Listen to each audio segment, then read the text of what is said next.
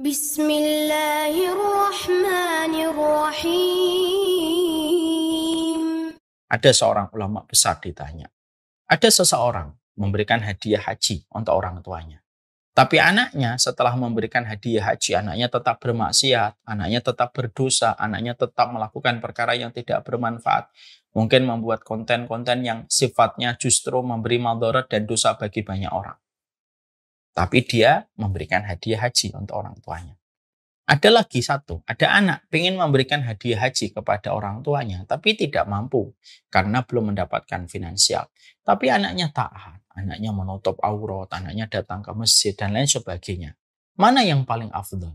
Ulama ini menjawab, yang kedua lebih afdal daripada yang pertama. Kenapa? Niatnya dia menghajikan orang tuanya, sudah mendapatkan pahala haji untuk orang tuanya, insya Allah. Yang kedua bisa jadi memang rezeki anak itu tidak diberikan Allah sekarang. Tapi bisa jadi nanti ketika orang tuanya wafat, Allah tiba-tiba mudah bagi Allah menjadikan anak itu sukses. Lalu anak itu bisa membadalkan haji orang tuanya. Tapi yang jelas, ketaatan dia kepada Allah, itulah yang justru akan dibanggakan orang tuanya ketika orang tuanya balik kepada Allah.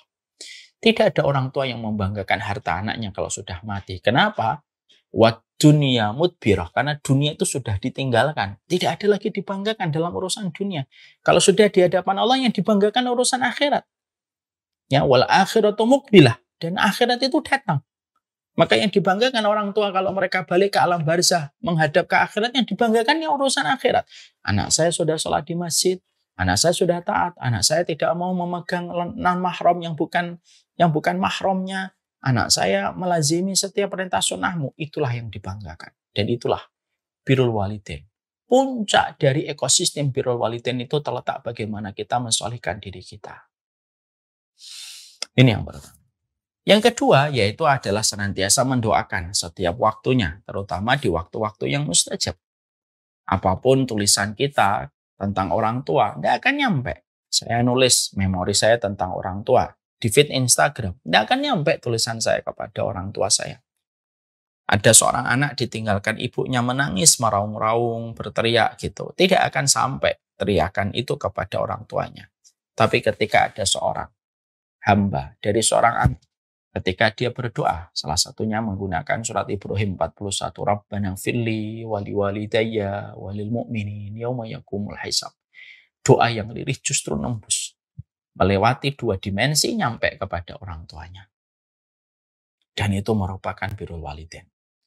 Makanya akhirnya setiap anak ketika dia tahu bahwasanya doa itu memiliki keistimewaan yang besar, maka yang kedua ini berkaitan pada poin yang pertama, harus disolihkan dulu. Karena doa terpengaruh dengan dosa dan kesolihan manusia.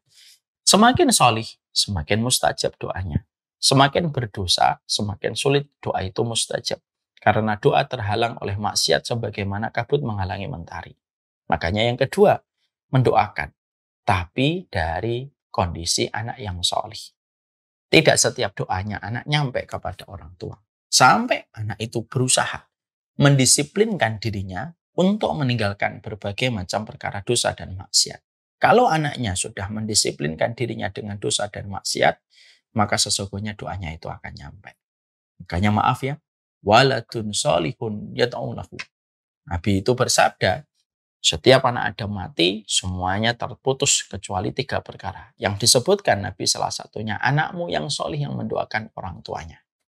Nabi tidak menyebutkan anak, tapi menyebutkan anak yang solih mendoakan orang tuanya.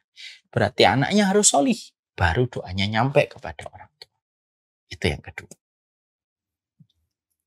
Yang ketiga, di dalam arti birrul walidain yang kita berikan itu adalah bagaimana yang ketiga, ketika kita birrul walidain adalah memberikan yang terbaik. Tidak gampang menolak permintaannya, tidak gampang memberikan tidak gampang untuk berkilah dari setiap harapannya. Tapi kita berusaha untuk memberikan yang terbaik. Selama kita mampu, kita berikan yang terbaik. Jangan cepat-cepat mengatakan saya tidak bisa. Jangan cepat-cepat mengatakan saya tidak mampu Pak kalau begitu. Jangan cepat mengatakan itu.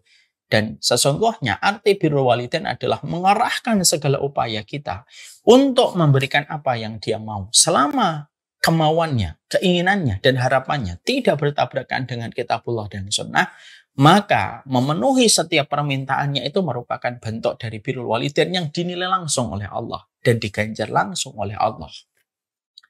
Kita tentunya masih ingat bukan apa yang kita sampaikan pekan lalu. Bahwasannya kita mendapati kisahnya Uwais Al-Qarni. Yang unik dari Uwais Al-Qarni adalah salah satu di antara episode hidupnya ketika ibunya yang sudah lumpuh berkata kepada Uwais Al-Qarni, saya ingin haji. Padahal beliau lumpuh. Padahal beliau tinggal di Yaman.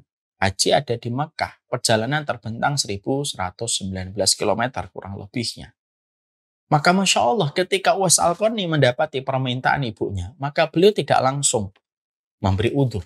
Langsung beliau menyatakan tidak mampu. Dia tidak mengatakan, ya ibu kamu sudah lumpuh, tidak ada kewajiban haji. Sesungguhnya haji itu walillahi ala nasi hajjul bait man istata'a ilaihi sabila.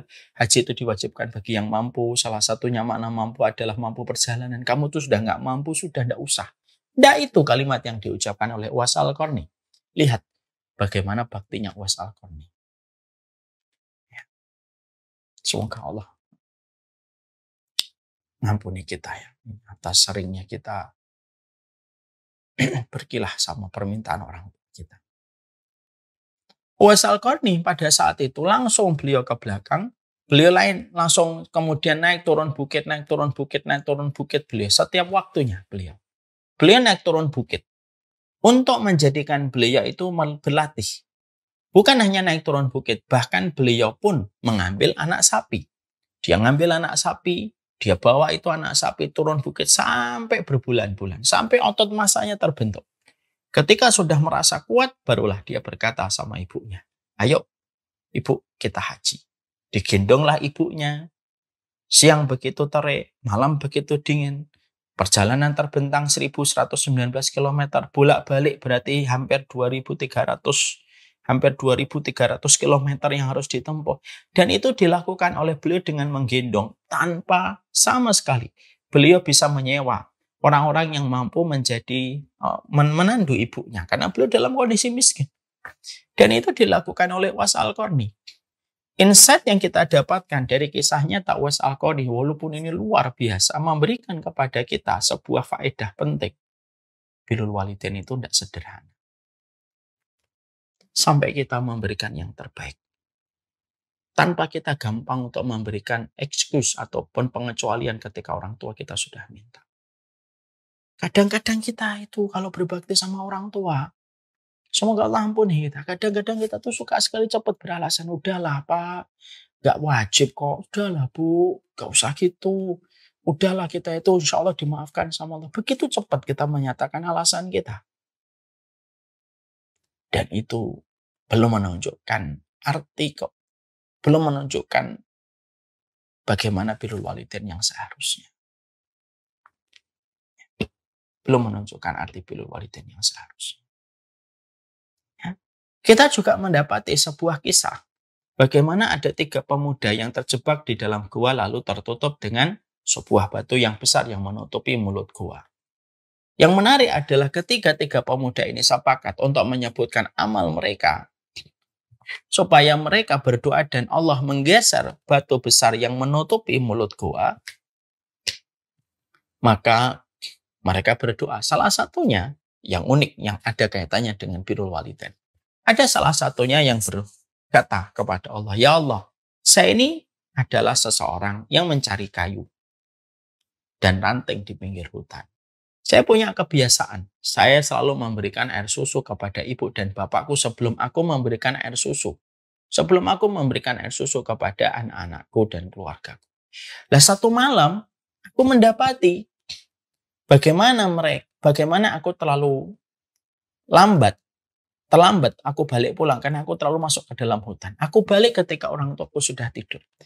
Lalu aku pegang itu, air susu itu. Lalu aku tunggu orang tua aku bangun dari tidurnya. Walaupun anak-anakku merengek, menangis meminta air susu itu, aku tidak mau berikan air susu ini sampai aku minumkan dulu kepada orang tuaku. Anak-anakku sampai sepanjang malam nangis. Ketika menjelang pagi, barulah orang tuaku bangun. Aku minumkan air susu itu dan aku baru minumkan kepada anak-anak. Masya Allah ya. Kadang-kadang logika orang kalau sudah betul-betul memprioritaskan orang tua, logika mereka itu tidak bisa dipahami sama mereka yang tidak memiliki logika tentang berbakti kepada orang tua. Kalau kita, mungkin sebagian dari kita mengatakan, apa sih susahnya ngasih air susu dulu sama anak? Nanti baru setelah itu kasihkan kepada orang tuanya. Simple, gak usah dibuat rumit, tidak usah dibuat ribet. Mungkin sebagian dari kita berkomentar semacam itu.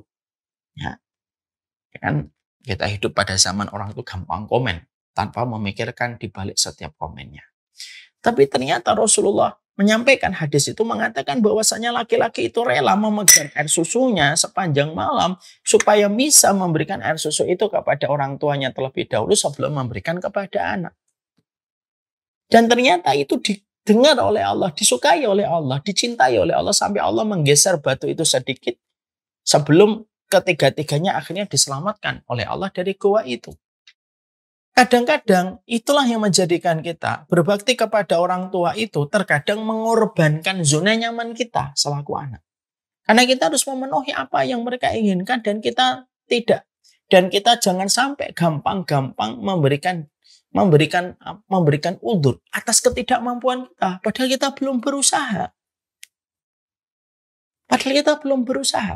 Maka tidak akan dikatakan birrul walidain sampai usaha betul-betul kita peras untuk kita berikan kepada orang tua. Lalu akhirnya orang tua mendapatkan apa yang mereka inginkan. Selama keinginan mereka tidak bertentangan dengan syariat, maka itulah arti dari birrul walidain. Nah, kadang-kadang banyak comfort zone yang harus kita korbankan. Tapi itulah konsekuensi logisnya. Gak main-main, makanya berbakti kepada orang tua itu pintu tengahnya surga. Mim ausati babil jannah. Pintu tengahnya surga, dan pintu tengah itu artinya yang paling indah. Pintu tengah itu artinya yang paling indah. Berarti akhirnya ada main-main di situ. Dan ketika kita mendapati bahwasanya orang tua itu merupakan pintu tengahnya surga. Orang tua itu kalau dia dikatakan oleh Nabi sebagai pintu tengahnya surga, berarti ya konsekuensinya tidak ringan. Apakah jalan surga itu jalan yang lempeng dan gampang? Bukan, dia jalan yang berliku dan terjal. Apakah jalan ke surga itu berkarpetkan karpet merah permadani atau penuh dengan duri? Penuh dengan duri, dan salah satunya itu yang kita dapatkan ketika kita memberikan kepada orang tua kita. Syukran ya Rabbi, syukran, hadaita qalbi, syukran.